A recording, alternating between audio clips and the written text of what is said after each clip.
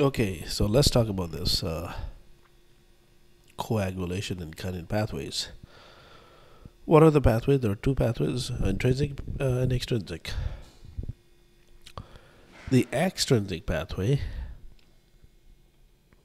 it's only a very small pathway in which you have the tissue factor, which stimulates the factor 7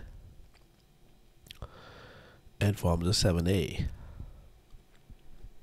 That 7A is going to go to combined pathway. And let's talk about the intrinsic pathway. Intrinsic pathway, we have the subendothelial collagen, basement membrane, and activated platelets.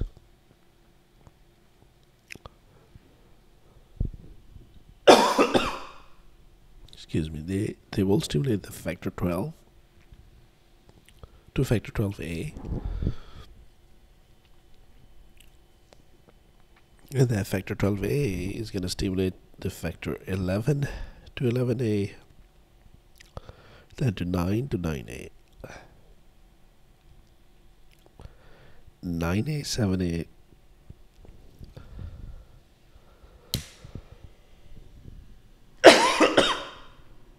excuse me, this factor 9A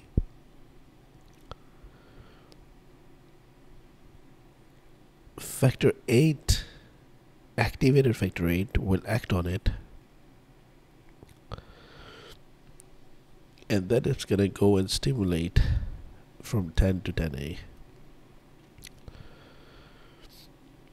and then from 10 you're looking at activating factor 5 to 5A, and that's going to convert the factor 2 to 2A, 2 as prothrombin to thrombin. Thrombin is going to go and activate your factor 1, which is fibrinogen, to fibrin. Okay, and remember we said the fibrinogen is the one that binds the GP2B3As.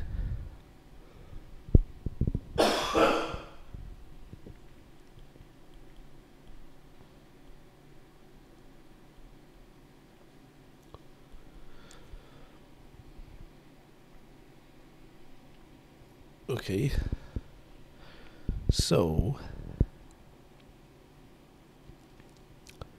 that fibrinogen,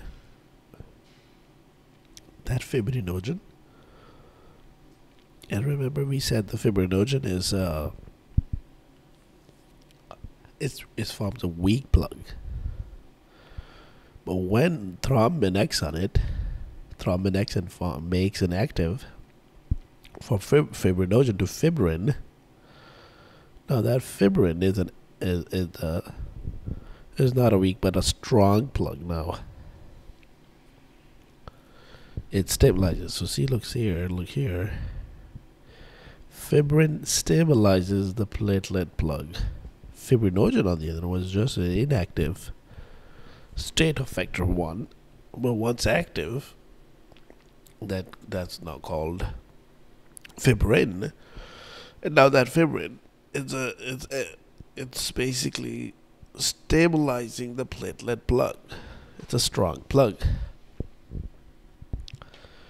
Okay, so that's how we have the secondary hemostasis.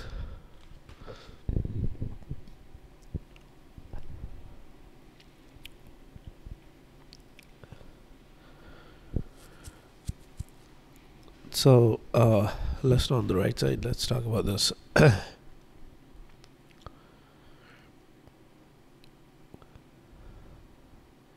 You have protein CNS,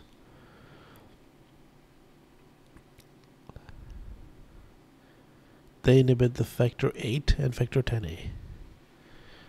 Let's just change color so you can see.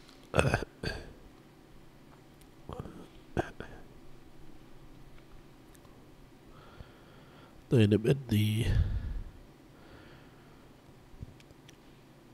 factor 8A, 8A, and 5A. 5 and 8.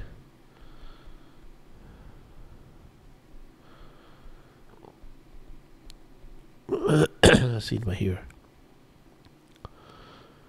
You have the anticoagulants, heparin, low molecular weight heparin, direct thrombin inhibitors. For example, agartrobon, bivalirudin, and dabigatran. These inhibit thrombin directly, and they are also called thrombin inhibitors.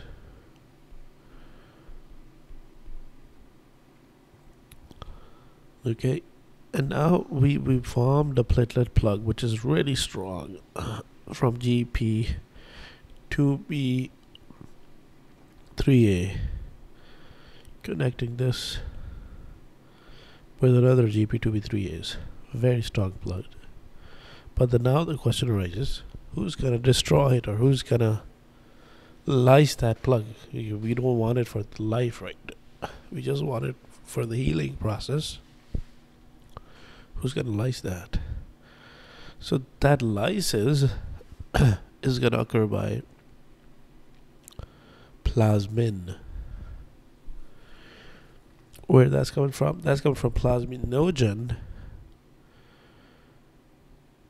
gets converted to plasmin by TPA, tissue plasminogen activator, and that plasmin degrades that fibrin products into D-dimers.